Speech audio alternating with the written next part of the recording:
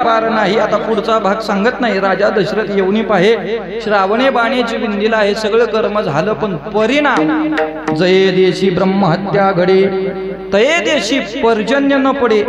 शुक्रे धरियले पाणी आडेन युद्धार्थ तव निघाला। तर युद्धही जिंकला, शुक्राचार्यांचा पराभव केला, युद्ध जिंकला आणि राजाला सांगितलं ते पातक नष्ट करायचं असेल तर यज्ञाचा आरंभ करी लवलाया। यज्ञ केल्याशिवाय तुला पुण्याची प्राप्ती होणार। मग दशरथ राजाने पुत्र कामेष्ठी नावाचा यज्ञ करावा आणि ब्रह्महत्येच्या पातकातून क्षालन होण्यासाठी अश्वमेध यज्ञ केला। दोन्हीसाठी यज्ञ करावे लागले। आता यज्ञाच्या माध्यमातून प्राप्ती करायची ठरवली तर शक्य आहे का? यज्ञाचे कालावधी होते 1414 वर्षाचे, अल्पावधीत करण्याचाही ठरवला। यजनाच्या माध्यमातून मी सांगतो सगळी सामग्रीही गोळा केली, पण सगळी सामग्री गोळा केली तरी कर्मनिष्ठाचे नियम पाळणे आता इतकं सोपं राहिलं नाही। कर्मनिष्ठाच्या नियमातून यज्ञाची प्रज्वलितता होते कशाने? मंत्राने। कशाने होते? मंत्राचा उच्चार झाला की यज्ञ प्रज्वलित होत होता। आता होईल का? कारण म्हणणाऱ्याच्या जिभेमध्ये तेवढी प्रासादिकता उरली नाही। महाराज सांगतायत आता ते शक्य नाही। यज्ञाची वाटही आता चालणार नाही। पूजेची वाट एखाद्याने ठरवली, पूजेच्या वाटेने प्राप्ती करण्याचं एखाद्याने ठरवलं, महाराज सांगतायत पूजा सुद्धा सांप्रत कलियुगामध्ये यथायोग्य पद्धतीने होईलच असं शाश्वतीने सांगता येणार नाही। मग या सगळ्या वाटा नाहीत का? या सगळ्या वाटा आहेत, पण बहुत काल या वाटेने कोणी प्रवास न केल्यामुळे या काय झाल्या? बंद झाल्या, अर्थात क्षीण झाल्या। तुकोबारायांचे शब्द आहेत, अवघ्या वाटा झाल्या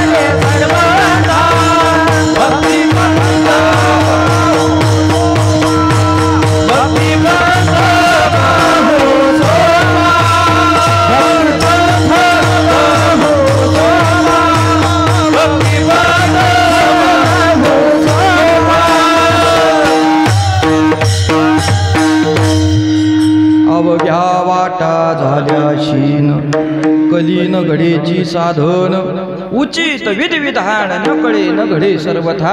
मग काय करावं महाराज? सांप्रत युगामध्ये जर भगवत प्राप्ती करायची असेल तर महाराज सांगतात सांप्रत युगामध्ये एकच उपाय करा, तो उपाय काय असेल तर भक्तिपंत बहु सोपा। भक्ती करा, भक्तीच्या माध्यमातून तो परमात्मा तुमचा आहे। कलियुगातली सोपी वाट तीच। किती सोपी? यज्ञापेक्षा सोपी आहे, जपापेक्षा सोपी आहे, तपापेक्षा सोपी आहे, अनुष्ठानापेक्षा सोपी आहे। काय करावं लागतं? खाईच वैसोनी कराय कचित आवडी अनंत आळवावा। महाराज असंच का हो? असा प्रश्न संभाव्य उपस्थित केला तत्कालीन सिद्धांनी। तुकोबारायांना प्रश्न केला, हीच वाट का? बाकीच्या वाटा का नाहीत? योगाची वाट नाही का? तुकोबाराय म्हणले, करणार कोण? योगाची वाट आहे, पण योग मार्गाने गेलेले ज्ञानोबाराय सांगतायत वायाची उपाधी स्तंभ धर्म योग याग विधी येणे नो हे सिद्धी। कुणाचे शब्द येते? ज्ञानराज माझी ते ज्ञानोबाराय सांगतायत योगाच्या वाटा जे निघाले गा सुबटा तया दुःखाचा चिशेज वाटा भागाला ते मृत्यूहूनही तीख कडत जैसे वीख डोंगर गिळता मुख फाटेल का नाही लोहाचे चणे बोचरिया खाया देणे पोट भरेल का मरेल। मग लोखंडाचे चणे म्हणजे योग आहे आणि बोळका म्हणजे संसारिक आहे। बोळक्याला जसे लोखंडाचे चणे पचवणं शक्य नाही तसं संसारिकाला योग करणं शक्य नाही। योगाची वाट दुस्तर आहे आणि कर्माच्या माध्यमातून प्राप्ती करायची ठरवली तर कर्माला अत्यंतिक सूक्ष्मता आहे। कर्माचा कुठलाही विषय करायचा म्हटल्यावर पहिलं करावं लागतंय आचमन। आचमन करत असताना आचमनाला पाणी किती घ्यावं इथपासून कर्माचे नियम आहे। आचमनाला नुसतं केशवाय नमः म्हणून प्यायचं नाही। आचमनाला घेतलेलं पाणी उडदाचा दाना भिजेल इतकंच लागतं। त्यापेक्षा जास्त झालं तरी कर्माचा दोष आहे आणि कमी झालं तरी कर्माचा दोष आहे। ही सूक्ष्मता पाळणं होणार आहे। तुकोबाराय म्हणले कर्माची वाट सूक्ष्म आहे आणि योगाची वाट दुस्तर आहे। आम्ही दोन्ही मोडल्या मोडून या वाटा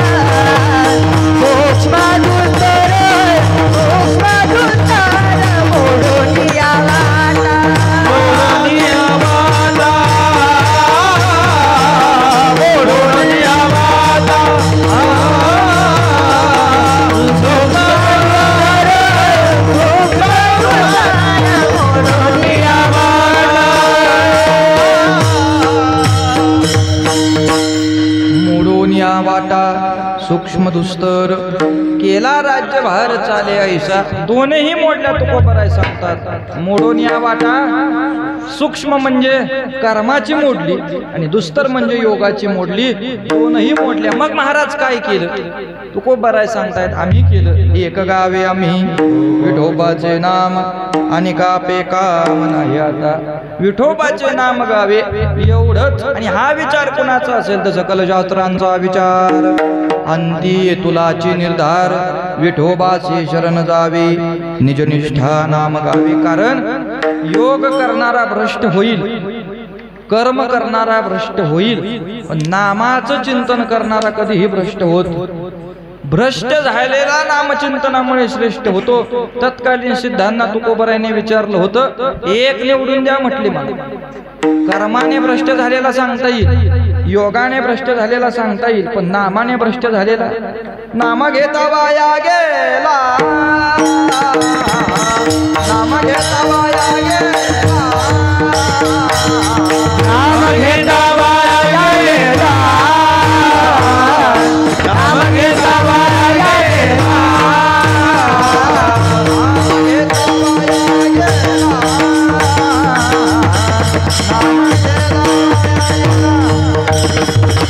नाम घेता वाया गेला.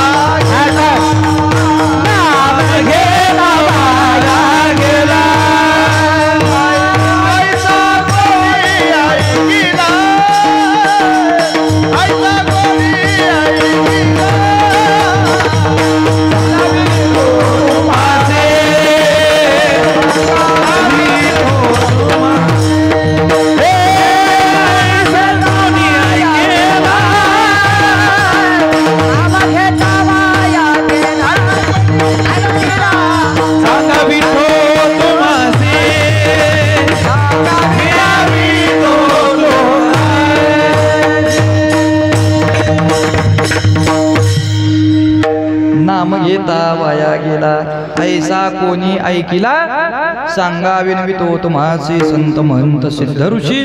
त्या संत महंत सिद्ध ऋषीला तुकोबराय विचारतात. एकही भ्रष्ट होणार नाही, उलट पक्ष भ्रष्ट झालेले श्रेष्ठ झाले. अंगीकार ज्यांचा केला नारायणी निंद्यतेही तेने वंद्य केले.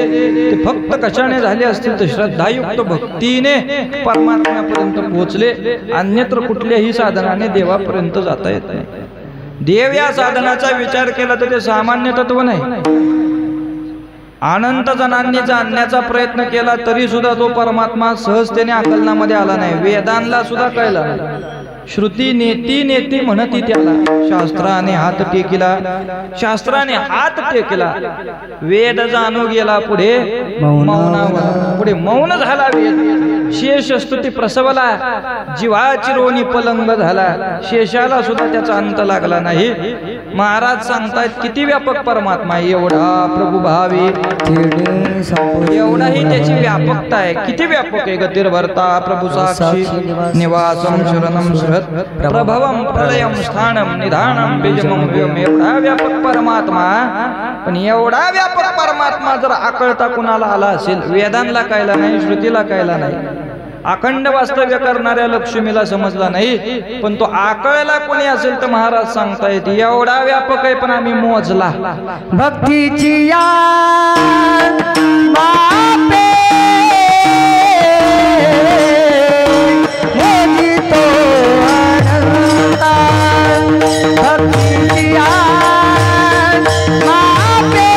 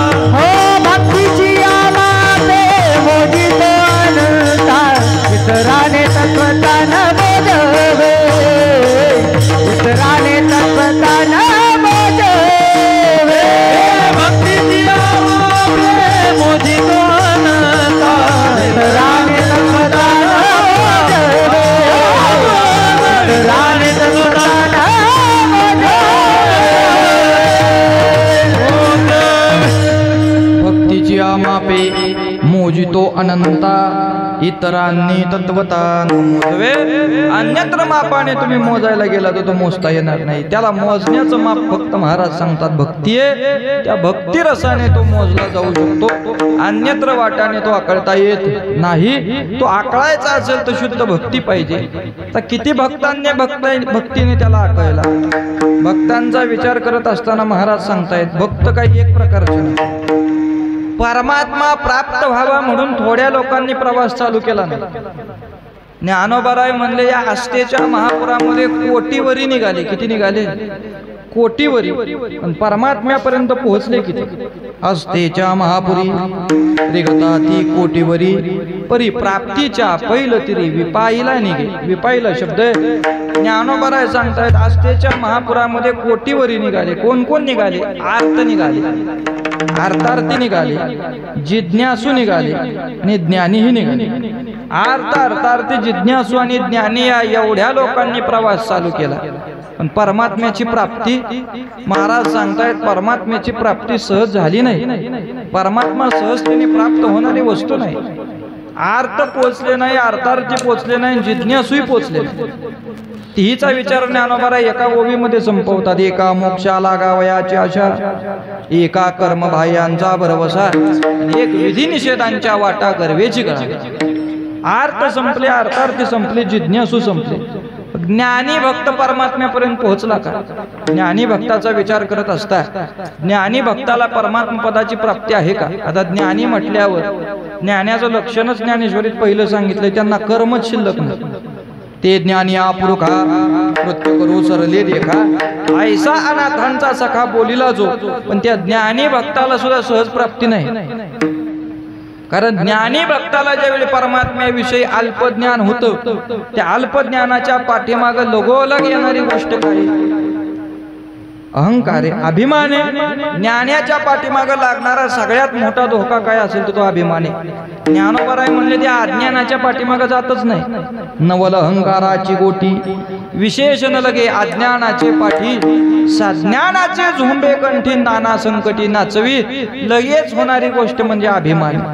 आणि भक्ताचा अभिमान तिळा इतका सुद्धा चालत नाही. बरं, तिळ मात्र होय अभिमान, मेरू तो समान भारदेवा.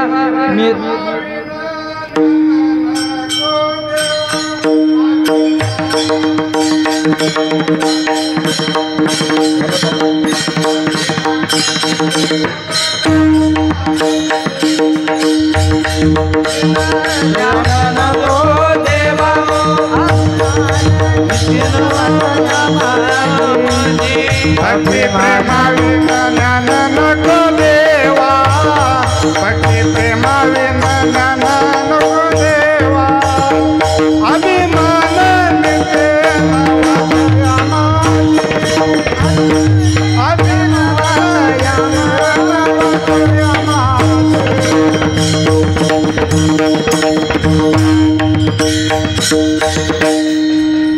योग्य प्रमाण दिले मूळ जागेवर. नाथ महाराज परमात्म्याला सांगतायत ज्ञानाच्या पाठीमागचा सगळ्यात मोठा धोका काय? अभिमान. नाथ महाराज म्हणले आम्हाला ते ज्ञानच नको. बहुतेक लोकांचं म्हणणं आहे वारकरी संप्रदायाने ज्ञानाचा अवेर केला. ज्ञानाचा अवेर केला नाही. ज्ञानाच्या पाठीमागे जर अभिमान येत असेल तर अभिमानयुक्त ज्ञानाची आम्हाला आवश्यकता नाही. भक्ती प्रेमावीन ज्ञान नको देवा. अभिमान नित्य नवा तया माझी. आम्हाला कुठली भक्ती दे? प्रेम सुख दे, प्रेम सुख दे. प्रेमाविन नाही समाधान. ती भक्ती आमच्या अंतकरणामध्ये आली पाहिजे. आणि ज्ञानाच्या पाठीमागचा धोका अभिमान असल्यामुळे ज्ञानाला सुद्धा सहज प्राप्ती नाही. ज्ञानाला प्राप्ती आहे पण तुकोबाराय म्हणले कधी प्राप्ती आहे? त्याच्या भक्तीचा भाव ज्यावेळी सर्वांमध्ये परमात्मा पाहणं होईल त्यावेळी त्याला ती प्राप्ती आहे. हे समस्त ही श्री वासुदेव ऐसा प्रीतिरसाचा वतीला भाव. आणि म्हणून भक्ता माझी रावो ज्ञानी आतोची. सहज ज्ञानी होता येत नाही. ज्ञानी होण्यासाठी तुकोबाराय सांगतायत मला सुद्धा पंढररायाच्या कृपेचा अनुभव कधी आला? तुकोबाराय म्हणले जो जो मला जीवनामध्ये भेटला तो ज्यावेळी मला पांडुरंग स्वरूप वाटू लागला, जो जो भेटतोय तो मला माझ्यासारखा दिसू लागला, त्यावेळी मी अंतकरणात विश्वास केला आता माझ्यावर देवाची कृपा झाली. अवघी भूते साम्यादी देखील मी अकय होती. ती पाहण्याची ज्यावेळी भक्ताच्या अंतकरणात जिज्ञासा होते त्यावेळी पांडुरंगाची कृपा आहे. तुकोबाराय म्हणले ती सहज नाहीये. मला तो अनुभव येण्यासाठी किती कष्ट करावे लागले. कसोटी हे असे हाती सत्यभूती भगवंत. आणि त्या कसोटीनंतर मला अनुभव आला. कुठला अनुभव तुकोबारायांच्या जीवनामध्ये आला? तुकोबाराय सांगताय तो अनुभव आला विश्वदेव सत्यत्वे. ऐसा ज्याचा अनुभव विश्वदेव सत्यत्वे. आणि मग देव शोधण्यासाठी त्याला दुसरीकडे जावं लागत नाही. देवता या जवळी आसे, देवता या जवळी आसे, देवता या जवळी आसे, देवता या जवळी आसे, देवता या जवळी आसे, देवता या जवळी आसे. ओ देवता या जवळी आसे, देवता या जवळी आसे.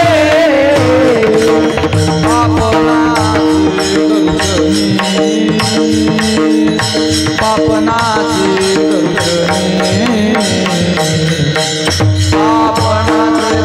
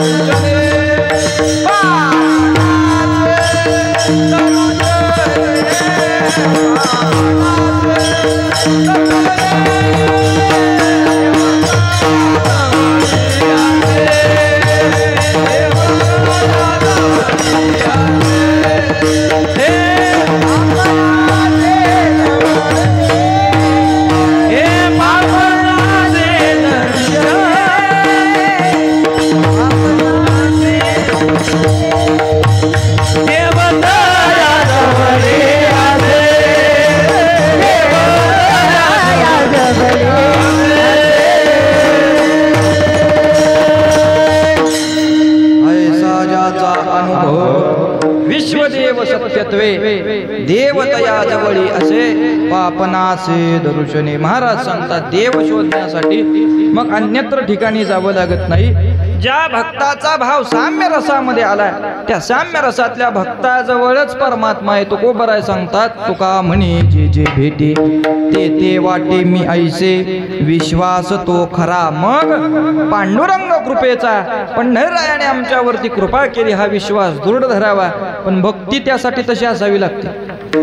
भक्तीमध्ये महाराज सांगतायत काय असावं. नुसती ज्ञानयुक्त भक्ती चालत नाही, प्रेमयुक्त भक्ती चालत नाही. ज्ञानयुक्तासहित प्रेमयुक्ती भक्ती करत असताना तुमच्या भक्तीतील भाव हा कसा पाहिजे. अनन्याम चिंतयन्तो माम ए जनः पर्युपासते तेषाम नित्याभियुक्तानाम योगक्षेम वहाम्यहम. तुमच्या भक्तीतला भाव हा अनन्य पाहिजे. कसा पाहिजे. अनन्य. अनन्य भक्त म्हणजे सामान्य नाही. तीर्थावळीचं प्रकरण ज्यांना ज्ञात असेल त्यांनी पहा. ज्यावेळी ज्ञानेश्वर महाराजांनी नामदेवरायला आज्ञा केली माझ्याबरोबर चला म्हणले तीर्थयात्रेला. नामदेवराय म्हणले मी का तीर्थयात्रा करावी.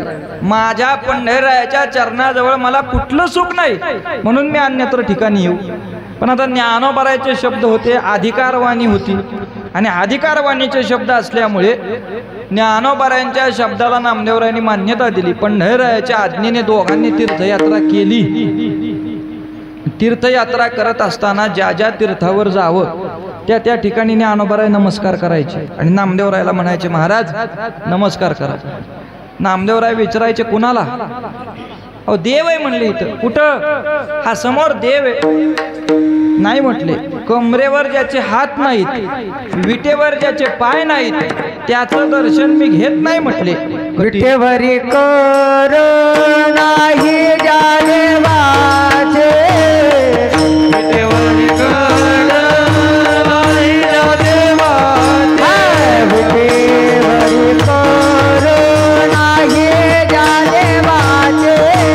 विटेवरी कर नाही ज्या देवाचे. विटेवरी कर नाही ज्या देवाचे. मेघे मितयाचे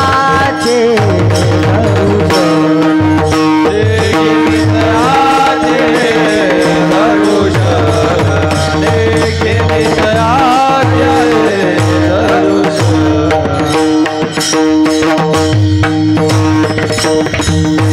काय विटेवरी कटेवरी कर कटेवरी कर नाही ज्या देवाचे. नेघे मी तयाचे दर्शन. नामदेवराय सांगतात कमरेवर हात नाही, विटेवर समपायाने जो उभा नाही त्या ते म्हणता देव. लाजे माझे मन ते कष्ट दारून कवना सांगू. कोणाला सांगू म्हणले ते कष्ट.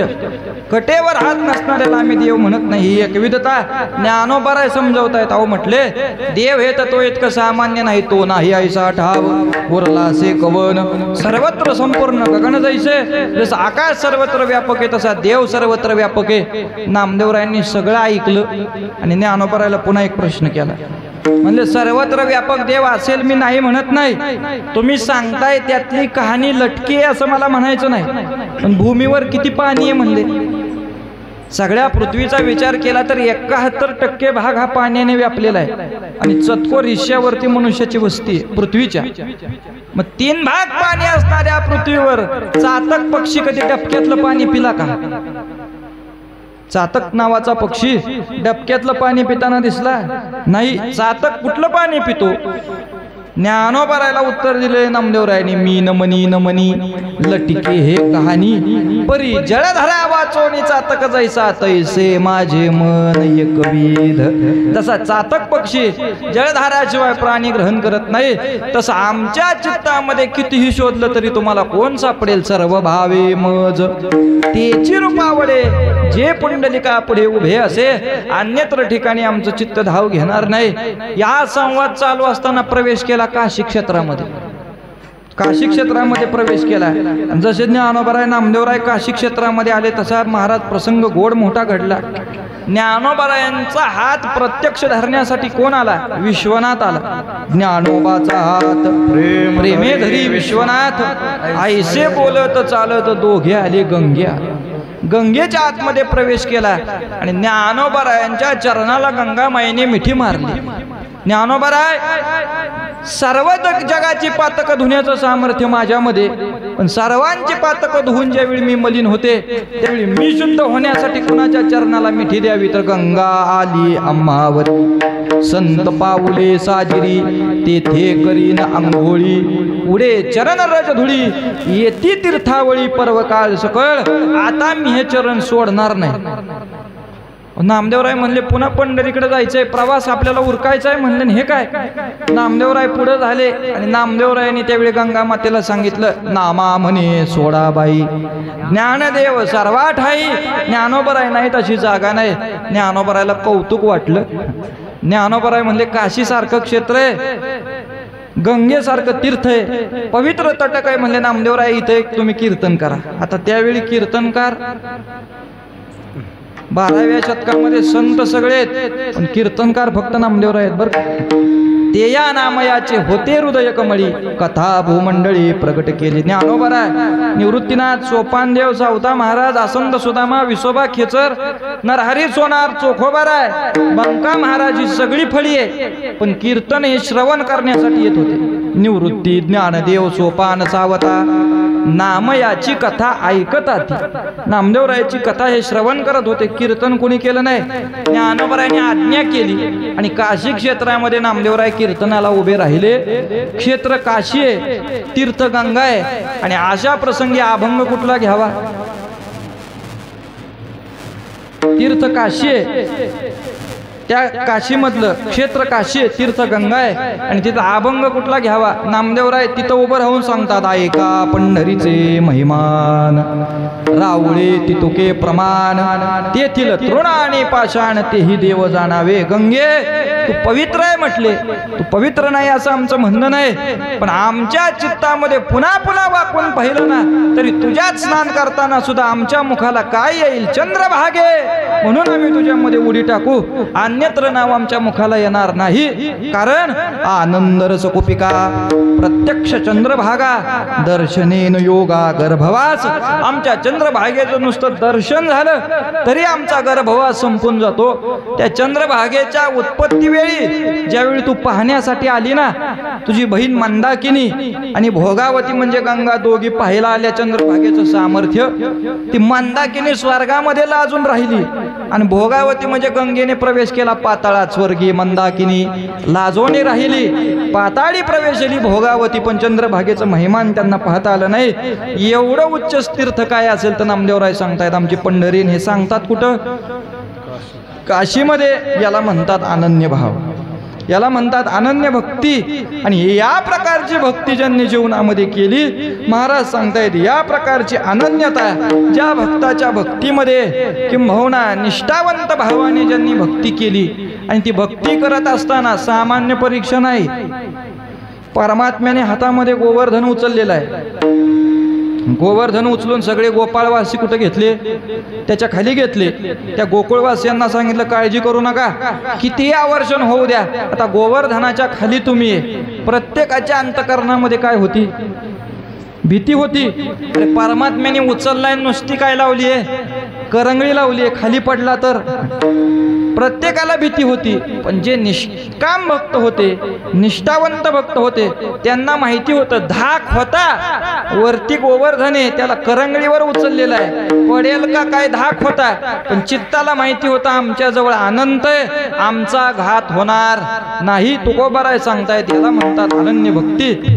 चित्ती धाक परी जवळी अनंत, त्याचा परिणाम तो कामने घात होऊ नये, कामने घात होऊ नये, कामने घात होऊ नये. चित्ती धाक परी जवळी अनंत, धाक परी जवळी अनंत, धाक परी जवळी अनंत, धाक परी जवळी अनंत. कामने घात होऊ नये, कामने घात होऊ नये, कामने घात होऊ नये. चित्ती धाक परी जवळी अनंत, तुका म्हणे घात होऊ नये. कारण त्याचा परिणाम असा आहे महाराज, त्या देवाला सुद्धा निष्काम भक्ताशिवाय कोणी नाही. देवाला कोण आहे जवळचं? देवाच्या जवळ निष्काम भक्ताशिवाय कोणी नाही. सगळ्यांनी मर्दन ऐकलंय नुसतं कालियाचं, पण कालियाचं मर्दन करत असताना ज्यावेळी परमात्मा खाली गेला त्यावेळी एकटा कालिया होता का? अपार मिळाली नागकुळे, अपार नागकुळांनी स्वामीला वेष्टन घातलं, परमात्म्याचा श्वास गुदमरला. आणि ज्यावेळी परमात्म्याचा श्वास गुदमरतोय, परमात्मा संकटामध्ये, त्यावेळी परमात्म्याला कोणाचं स्मरण करावं लागलं? महाराज सांगतायत त्या प्रसंगी त्याला भक्ताचं स्मरण करावं लागलं. कारण यास तुका म्हणे नाही भक्तावीन आणि गरुडाचे चिंतन केले वेगे, गरुडाचं चिंतन करावं लागलं. त्यावेळी गरुड महाराजांनी येऊन स्वामीला सोडवलं. भक्तांचा स्वधर्म आहे, निष्काम भक्ती असावी, निष्ठावंत भाव, भक्तांचा स्वधर्म, निर्धार हे वर्म चुकवू नये. त्याचा परिणाम निष्कामतेने परमात्म्यावर विश्वास ठेवला तर महाराज सांगतायत त्या निष्काम भक्ती करणाऱ्याचं जीवनामध्ये काहीच वाया जात नाही, काहीच वाया जात नाही. नाम काय? महाराज म्हणले त्याचं मांसही वाया जात नाही, त्याचं चर्मही वाया जात नाही आणि त्याचं हाडही वाया जात नाही. मांस चर्म हाड देवा अवघेची गोड, सर्वांगाने परमात्मा गोड करून घेतो. कुणाचं पण? ज्यांनी निष्काम भक्ती जीवनामध्ये केली त्या निष्काम भक्तीचा परिणाम परमात्मा त्यांचं काहीच वाया जाऊ देत. पहिला शब्द महाराजांनी वापरला, काय गोड केलं? मांस गोड केलं. काय गोड केलं? मांस. मांस कुणाचं गोड केलं? अगदी कथा धावती सांगून जातो आता. मांस गोड केलं शिबीराजाचं. शिबी उदार चक्रवर्ती, दयाळू कृपाळू भूती, तुळविले अंती तुळे मांस तयाचे. त्या शिबीराजाचं मांस तुळवलं परमात्म्याने. बहिरी ससाण्याच्या स्वरूपामध्ये परमात्मा आहे आणि सश्याची शिकार परमात्म्याने धरली. शिबीराजाने ज्यावेळी ती शिकार सोडवावी त्यावेळी ते ससाना सांगतोय त्याच्या वजना इतकं मांस मला दे, जीव हत्या तुला करायची नाही पण माझंही पोट भरलं पाहिजे, काय करायचं ते कर. क्षणाचाही विचार न करता आपल्या मांडीचं मांस काढावं आणि परमात्म्याला अर्पण करावं. महाराज सांगतात निष्काम भक्ती असणाऱ्याचं मांस सुद्धा वाया जात नाही, निष्काम भक्ती करणाऱ्यांचं मांसही वाया गेलं नाही. दुसरं मांस गोड झालं कुणाचं? पहा, गणपती बाप्पाला मस्तक बसवलं ज्या गजेंद्राचं. आता कथा काही सगळी सांगत नाही, पण कैलासामध्ये परमात्म्याने प्रहार केला आणि ते मस्तक काय झालं? धडा वेगळं झालं. धडा वेगळं झाल्यानंतर आदिमायेने आकांत केला आणि आकांत करून तिने सांगितलं माझं बालक मला काय पाहिजे, पुन्हा जिवंत करून द्या. पुन्हा बालक जिवंत केल्याशिवाय मी आता शांत बसणार नाही. परमात्म्याने आज्ञा केली गणांना. आनंदवन क्षेत्रामध्ये, अविमुक्त क्षेत्रामध्ये उत्तराभिमुख असलेला जो कोणी प्राणी दिसेल त्या उत्तराभिमुख प्राण्याचं मस्तक छेदन करा आणि कैलासामध्ये घेऊन या, हे बालक पुन्हा जिवंत करू. आता सगळे गण नंदी महाराजांसहित गेले आणि आनंदवन अविमुक्त क्षेत्रामध्ये पाहिलं तर त्यांना एक प्राणी उत्तराभिमुख दिसला, तो म्हणजे गज, म्हणजे हत्ती. हत्तीच्या मस्तकावर प्रहार करणार. तो प्रहार करत असताना हत्तीने विचारलं माझं मस्तक काम येतंय, बाकीच्या अवयवांचं काय? त्या बाकीच्या अवयवांचं काय हा प्रश्न विचारल्यावर परमात्म्याने सांगितलं काळजी करू नको, तुझे सगळे अवयव मी आपलेसे करून घे.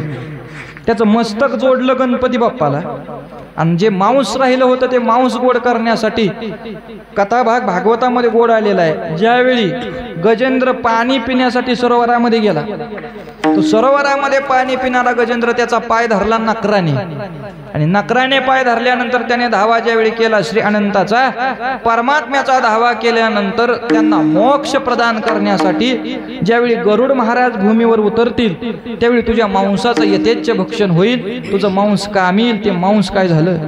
गोड झालं. दुसरा शब्द तुकोबराय अभंगामध्ये वापरतात, काय गोड झालं? भक्ती करणाऱ्यांचं चर्म सुद्धा वाया गेलं नाही, ते चर्म सुद्धा उपयोगाला आलं. महाराज चर्म कुणाचं गोड केलं? आता कथा फार व्यापक आहे. नारदांनी भांडणं लावली. नामदेवराय वर्णन करतात खेळियामध्ये, चौतोंड्याचा चाळकणाऱ्या खेळिया माझी आगळा रे, गंगा गौरी दोघे भांडवी, संभ्यासी धाडिले वनारे. संभ्या म्हणजे महादेव, प्रत्यक्ष महादेवाला वनांतराला लावलं. काय? गंगा आणि गौरीमध्ये विवाद लावला. गंगा मातेला म्हणावं तुला मस्तकावर जागा आहे पण मांडीवरती कुठं तुला असं नाही, आणि आईसाहेबांना म्हणावं आईसाहेब तुम्ही मांडीवर बसताय पण मस्तकावरती कुठं तुम्हाला जागा आहे. स्थानाच्या बद्दल दोघीमध्ये विवाद पेटवला आणि दोघीमध्येचा वाद प्रकोपाला गेल्यानंतर मग महाराज बघ परमात्म्याने कैलासाचा त्याग केला. कशाचा त्याग केला? कैलासाचा त्याग आणि कैलासाचा त्याग केल्यानंतर प्रवेश केला तो अविमुक्त क्षेत्र. आत्ताचं आनंदवन नाम वाराणसी. वाराणसी म्हणजेच काशी ही त्याची नावं आहेत. त्या क्षेत्रामध्ये परमात्मा आले. सर्वस्वाचा त्याग केलेले भगवान शंकर पहिल्यांदा काय करतायत, तो गंगेचं स्नान केलं. काय केलं? गंगेचं स्नान. आणि गंगेच्या स्नानांती सर्वात महत्वपूर्ण विधी काय असेल तर स्नान झाल्याबरोबर पहिला विधी काय करावा? वैष्णव असो अथवा शैव असो, स्नान झाल्याबरोबर पहिला विधी आपली संध्या केली पाहिजे. कपाळाला काय लावला पाहिजे? गंध लावला पाहिजे. कपाळ कधी बोडकं ठेवायचं नाही. मग कपाळाला गंध लावायचा. कोणाचा लावायचा? स्वतःचा पाहिजे. कोणाचा पाहिजे? स्वतः. कुठेही गेला तरी आपला गंध आपल्या बरोबर पाहिजे. गंध कधी दुसऱ्याचा लावायचा? गंध दुसऱ्याच्या सौंदर्य प्रसाधनाच्या वस्तू हा त्याचा काय भोग आहे. आणि दुसऱ्याचा भोग वापरण्याचा अधिकार शास्त्र आपल्याला देत नाही. मग गंध लावायचा आहे परमात्म्याला, तिथे संध्या करायची. पण संध्या करत असताना कमरेला वस्त्र असावं लागतं. काय असावं लागतं? कमरेला वस्त्र असल्याशिवाय संध्या होत नाही. मग परिणामतः ज्यावेळी कमरेला वस्त्र लावण्याचा विषय आला त्यावेळी वस्त्र कुठलं प्राप्त झालं असेल तर ज्या गजेंद्राचं मांस गरुड महाराजांनी भक्षण केलं, ज्याचं मस्तक गणपती बाप्पाला जोडलं, त्याचं शिल्लक काय राहिलं? त्याचं शिल्लक राहिलं चर्म. ते चर्म परमात्म्याने आपल्या कमरेला गुंडाळलं. गज चर्म व्याघ्रांबर कंठी शोभे वासुकी हार. ते चर्म ही वाया गेलं नाही. ते चर्म प्रत्यक्ष परमात्म्याने कमरेला गुंडाळलं. आणि संध्या केली कशाने? अर्धवट जळलेल्या चित्तांचं भस्म परमात्म्याने हातावरती खालावं आणि आपल्या कपाळाला त्या भस्माची उटी द्यावी. महाराज सांगतायत ते चर्म गोड झालं. भस्माची उटी दिल्यानंतर परमात्मा त्या स्मशानामध्ये वाद्य वाजवत होते. भगवान शंकराचे आवडतं वाद्य कुठलंय? पखावज. ते पखावज वाद्य वाजवत असताना परमात्मा वाजवतायत. आणि वाजवता वाजवता परमात्म्याने नेत्र उघडले. समोर पाहिलं तो काही लोक जमा झाले होते. आणि काही लोक जमा झाले होते, ते नृत्य करत होते. परमात्म्याने जो ताल धरला होता त्या तालावरती ते नाचत होते. त्यांचं नाचणं पाहिल्याबरोबर परमात्म्याला हसूच आवरलं नाही. कारण ते नाचत कोण होते? भूते वेताळ नाचती हर्षयुक्त उमापती. हसले परमात्मा. ती भूत विचारताय देवा का थांबला? वाजवाना म्हणले. फार गोड वाजवताय. वाजवाना फार गोड वाजवताय म्हटल्याबरोबर परमात्मा म्हणला वाजवतो मी, पण तुम्हाला कसं आवडलं? अहो देवा कोणी शिकवलं तुम्हाला? हे किती गोड वाजवताय म्हणले तुम्ही. देव म्हटला हे मला माझ्या देवाने शिकवलं. काय उत्तर द्यावं परमात्म्याने? महादेवाने सांगितलं हे मला माझ्या देवाने शिकवलं. ते भूत विचारतायत तुमचा देव कोण? तुमचा देव कोण? प्रश्न उत्पन्न केल्याबरोबर महादेवाने सांगावं माझा देव बळीया माझा पंढरीराव. बळीया माझा पंढरीराव. बळीया माझा पंढरीराव. बळीया माझा पंढरीराव. बळीया माझा पंढरीराव.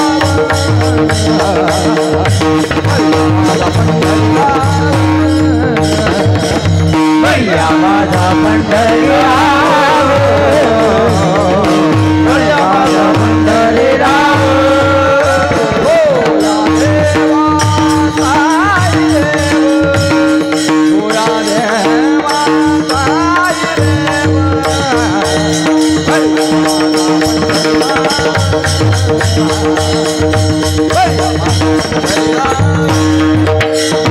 होया देवा देव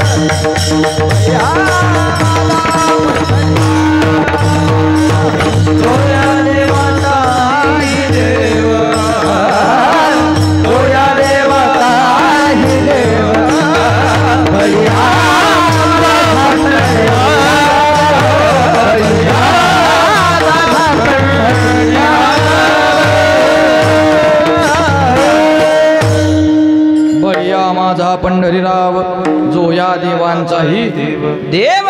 माझा देव कोण असेल तर प्रत्यक्ष माझा पंढरीराय आहे. आता पंढरीराय देव म्हटल्याबरोबर त्या भूतांनी इच्छा व्यक्त केली, म्हणजे तुमचा देव आम्हाला पाहायचा आहे आणि तो देव पाहण्यासाठी आम्हाला घेऊन चला.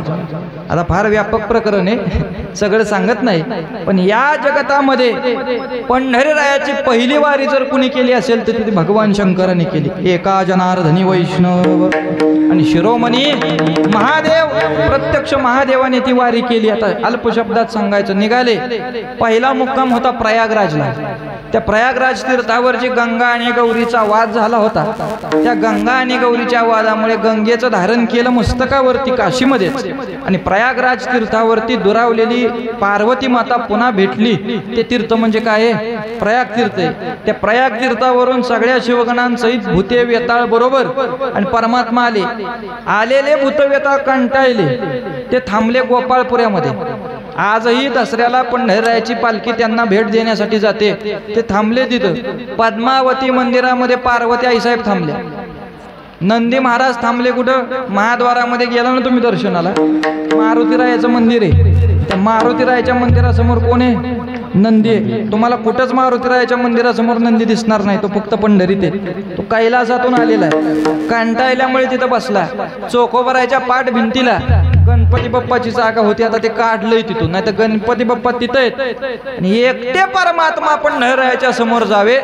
आणि समोर गेल्यानंतर त्यांनी विनंती केली, देवा काशी क्षेत्रापासून पंढरीची वारी करत आलोय, इथपर्यंत येईपर्यंत पांडुरंग परमात्म्याने विचारलं काय झालं? देव सांगताय एवढा प्रवास केला, वीट आला. देवा काय आला? वीट आला. काय आला? वीट आला. वीट आला. वीट आलाचा झाला विठ्ठल.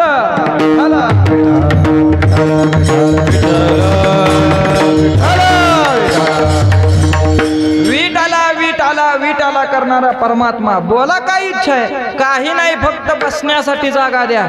बसण्यासाठी जागा द्या म्हटल्याबरोबर पंढरीरायाने कमरेमध्ये वाकावं आणि भगवान शंकराला सांगावं, देवा माझ्या मस्तकावरती बसा. प्रत्यक्ष भगवान शंकर कुठे विराजमान असतील तर पंढरीरायाच्या मस्तकावरती त्यांचं स्थान आहे. रूप पाहता डोळाचू, रूप पाहता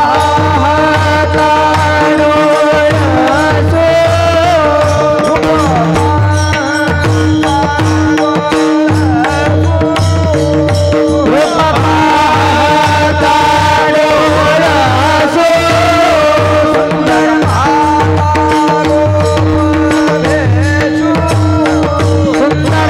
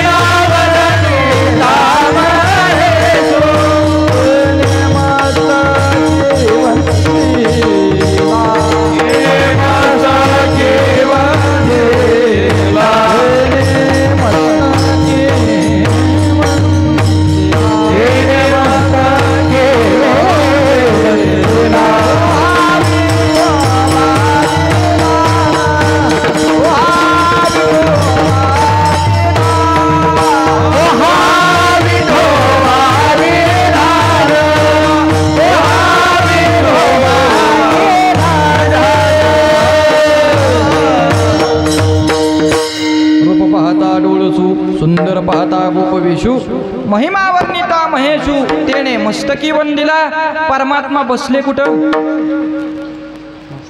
हत्तीचं चर्म गेलं कुठपर्यंत काशी क्षेत्रामध्ये कमरेला बांधलेलं चर्म पंढररायाच्या मस्तकापर्यंत जातं महाराज सांगतात हा निष्काम भक्तीचा अधिकार आहे ते चर्मही परमात्म्याने गोड करून घेतलं आणि शेवटचा राहिलेला शब्द म्हणजे हाड ते हाड कोणाचं गोड झालं देवदानव युद्धामध्ये दधीची नावाच्या ऋषींनी आपल्या शरीरातील सर्व हाडं देवतांना अर्पण केली आणि त्या हाडांपासून एक अस्त्र तयार झालं त्याचं नाव म्हणजे ब्रह्मास्त्र आणि दुसरं हाडं गोड कुणाची केली असतील तर ती चोखोबरायांची किम प्रकारे केली भजनानंतर पाहू मधली चाल असते का विठोबार कुमारी विठोबार कुमारी विठोबार कुमारी जय विठोबार कुमारी जय विठोबार कुमारी विठोबार कुमारी विठोबार कुमारी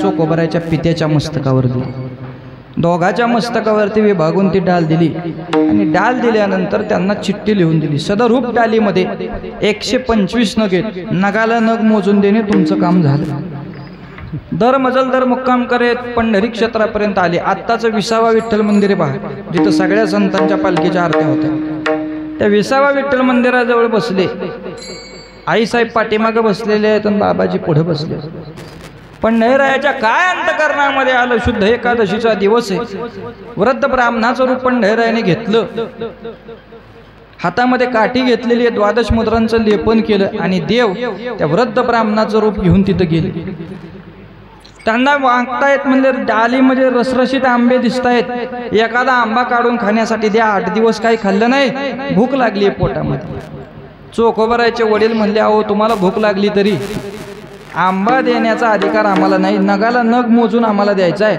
आणि नगाला नग मोजून दिल्याशिवाय आमची सुटका यातून नाही नग जर अपुरा पडला तर आम्हाला त्याची नगद मोजावी लागेल रक्कम द्यावी लागेल देवाच्या लक्षात आलं हे काय आंबा देणार पाठीमागं गेले आईसाहेब बसल्या होत्या आईसाहेबांना तीच विनंती अहो ब्राह्मण आहे वृद्ध आहे 8 दिवस काही खाल्लं नाही आई भूक लागली खाण्यासाठी एखादा आंबा दे आता आंबा दे खाण्यासाठी म्हटल्यावर महाराज आईसाहेबांचं अंतकरण कळवळलं ना आईचं अंतकरण कळवळतच की आई बाप आता गाणी म्हणणारे बुवा लोक आले बरं का आई बापावर गाणी निघली पण संतांच्या भाषेत सांगायचं तर मातेची आचित्ती अवघी बालकाची व्याप्ती देह विसरे आपुला जवळी घेता शिन गेला बाप करी जोडे लेकुराचे ओढी आपुली कुरवंडे वाळवणी म्हणून त्यांना विसरू नका कधी कुठेही या काही करा काही खा काही नाही मापात आणि या सगळ्या गोष्टी करताना त्यांना विसरू नका कारण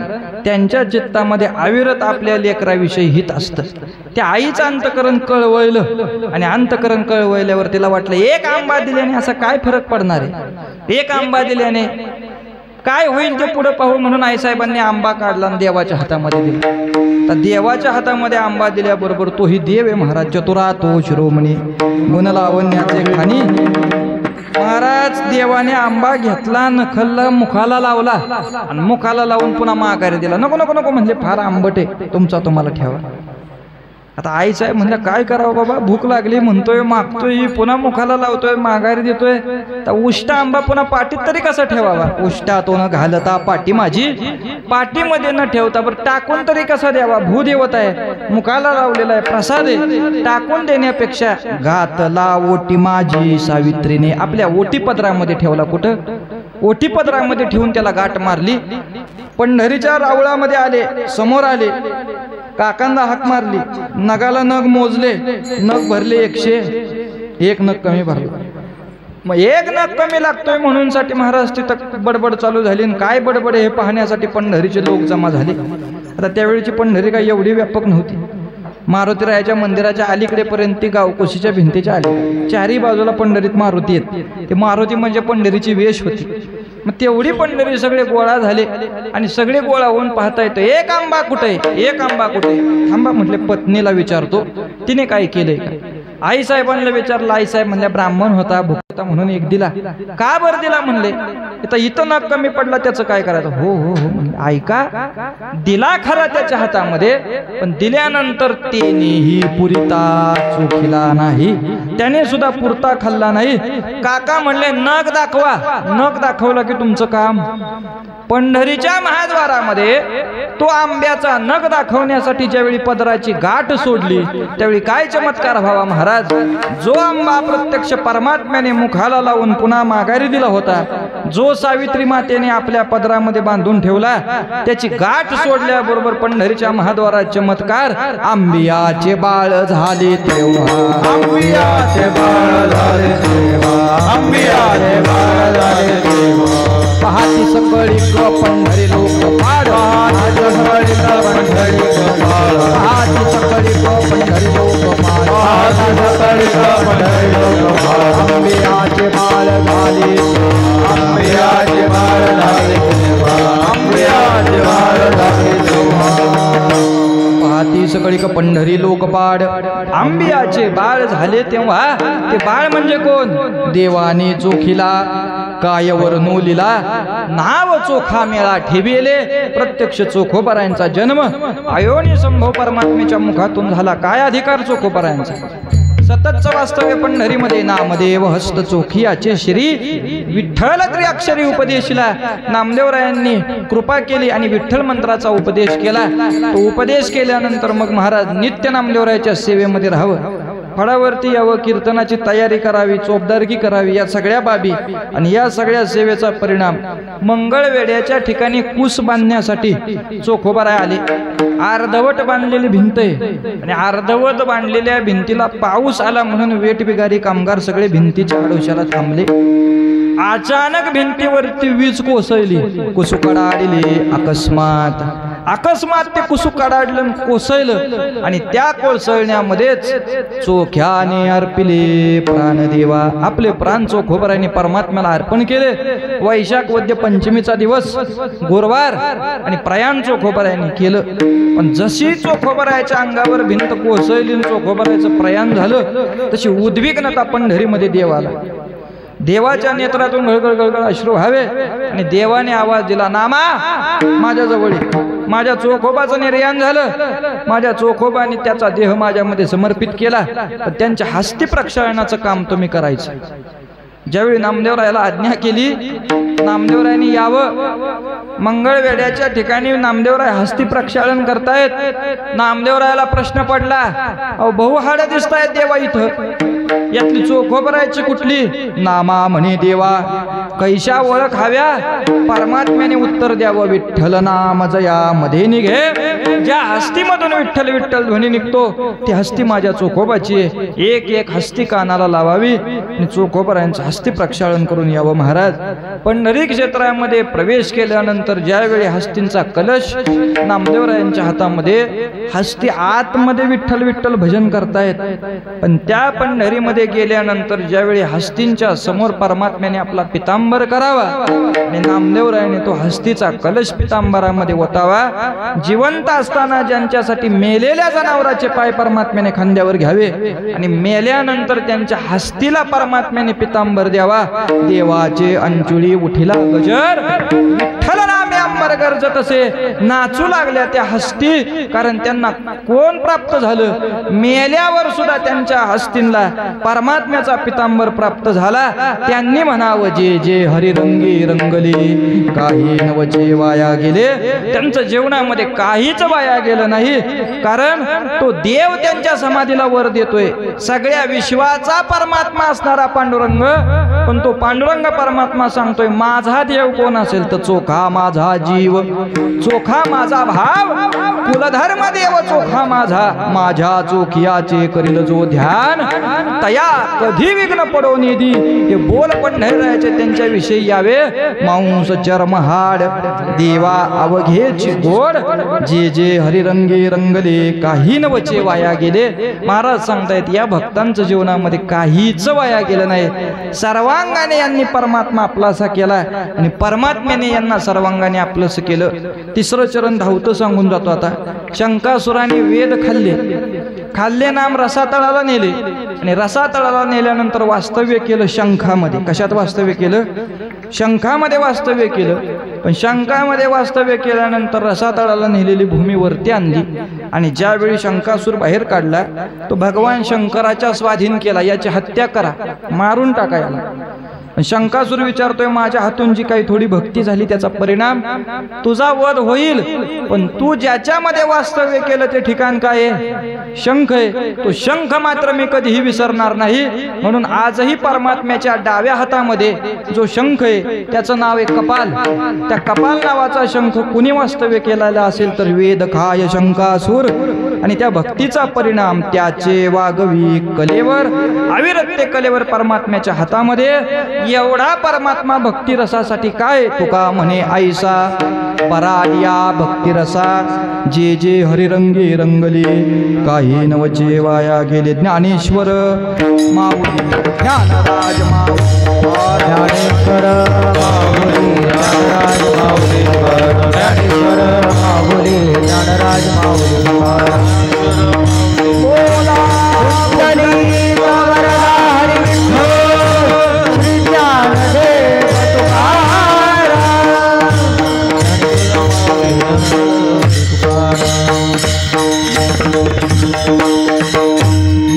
महाड देवा अवघेची गोड, जे जे हरिरंगे रंगले, काही नवचे वाया गेले. वेद खाय शंकासूर, त्याचे वागवे कलेवर, जे जे हरिरंगे रंगले, काही नवचे वाया गेले. तो का म्हणे ऐसा, बराडिया म्हणजे आषाढभूत.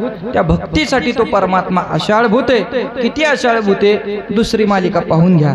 दुसऱ्या मालिकेमध्ये आलेलं सगळं वर्णन हे त्याच्या आषाढभूततेचे. काय काय केलं परमात्म्याने? कानो पात्रा खोदू पिंजारी तो दादू भजनी अभेदू, हरीच्या पायी त्या सगळ्यांसाठी परमात्म्याने काय केलं? कोण आहे हे विसरला, आपुले ते थोरपण नारायण विसरला आणि ते विसरून या सर्वांसाठी पळाला, कारण यांची भक्ती त्या योग्यतेची होती. म्हणून इहलोकामध्ये परमात्मा प्राप्तीचं साधन भक्ती आहे आणि भक्ती या विषयासाठीच तो आसुसलेला आहे. काहीसा या आशयाचा अभंग आपणासमोर सेवेकरता घेतला. नामदेवरायांनी ज्याप्रमाणे बुद्धी दिली त्याप्रमाणे सेवा करण्याचा प्रयत्न मागाशी सांगून गेलो. ज्यांच्यामुळे येथे येणं झालं आमचे श्री गुरु हरी महाराज नामदास मालकांच्या आज्ञेने आमचे नामदेव महाराज आहेत, आमचे संजू महाराज आहेत, पवन महाराज, आमचे पवन महाराज. इकडं पहिली ओळख आमची पवन महाराजांची, कारण आमच्या फडावर येणं सेवा निष्ठेची सेवा आहे त्यांची फडावरची. अशी असणारी सर्वच वारकरी मंडळी सर्वांच्या चरणारविंदी नतमस्तक आणि पुनश्च आपणा सर्वांच्या चरण नतमस्तक होतो. नामदेवरायांनी परमार्थ पंजाबपर्यंत नेला आणि तुम्ही इकडं अजून आत्तापर्यंत अव्याहत टिकवत ठेवलाय. याची उत्क्रांती अशीच होत राहो हीच पंढरीरायाच्या चरणी प्रार्थना करून याच ठिकाणी सेवेला पूर्णविराम. नामदेव जनाबाई, नामदेव जनाबाई, नामदेव जनाबाई, नामदेव जनाबाई, देव जनाबाई, नामदेव जनाबाई,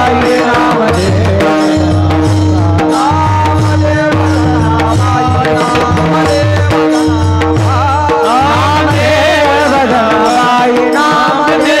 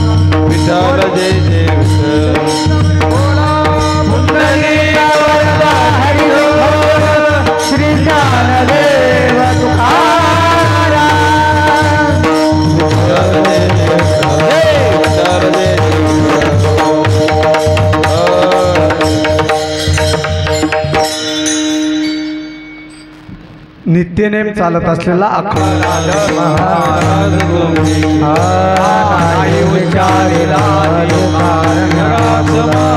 क्षमा अपराध महाराज तुम्ही तुका म्हणे ज्ञानेश्वरा पाया पैसे